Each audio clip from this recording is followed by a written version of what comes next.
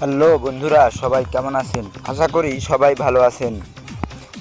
আপনাদের যে ভিডিওটি দেখাতে চলেছি, এই ভিডিওটাতে আপনারা দেখতেছেন যে মেয়েটা খুব অশ্লীলভাবে ডান্স করতেছে। 2 টাকার একটা মেয়ে হয়ে যেভাবে ইউটিউব কাঁপাচ্ছে সেটা বলা বাহুল্য। মেয়েটি ইউটিউবে এবং ফেসবুকে ডান্স করে থাকে এবং অনেক সময় লাইভ করে থাকে। এই মেয়েটা তেমন কোনো ধনী ফ্যামিলির মেয়ে না, সামান্যতম গরিব ফ্যামিলির একটা মেয়ে।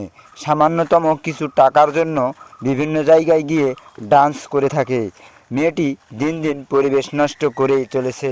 মেয়েটা যেভাবে ডান্স করতেছে তাতে যুব সমাজের সব যুবক ছেলেরা উত্তপ্ত হয়ে যাচ্ছে। মেয়েটির ডান্স দেখতে যেমন দর্শক মাতোয়ারা, ঠিক তেমনি যুব সমাজগুলোও নষ্ট হয়ে যাচ্ছে। এই মেয়েটির শরীর এবং দেহে যেন জাদু আছে। মেয়েটা এমনভাবে ডান্স করে যা দেখে সবাই অবাক হয়ে যায়। মেয়েটি মূলত ডিজে গানের ডান্স করতে বেশি ভালোবাসে।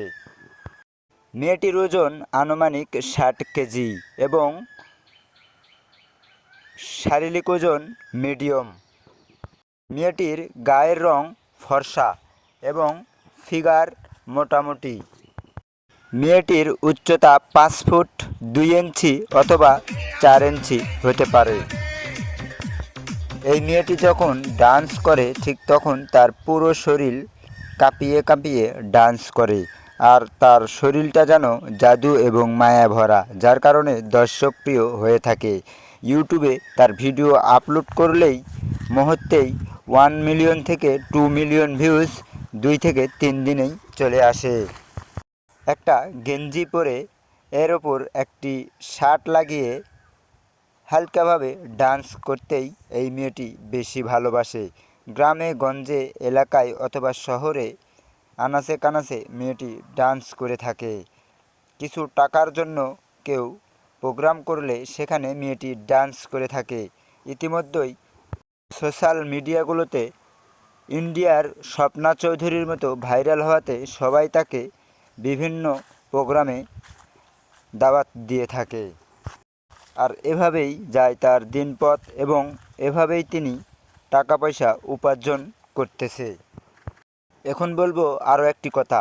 মেয়েটার উচিত অবশ্যই একটু ভালো পোশাক লাগিয়ে শরীরটা না দেখিয়ে, যেহেতু তার এটা একটি পেশা, সেহেতু সে যদি আরও একটু ভালো পোশাক লাগিয়ে শরীরটা না দেখিয়ে ভালোভাবে ডান্স করতো সেটাই ভালো হতো। বলবো না সে বিনোদন থেকে ফিরে আসুক, সে বিনোদন করুক, কেননা আমি বললেই তো সে ফিরে আসবে না।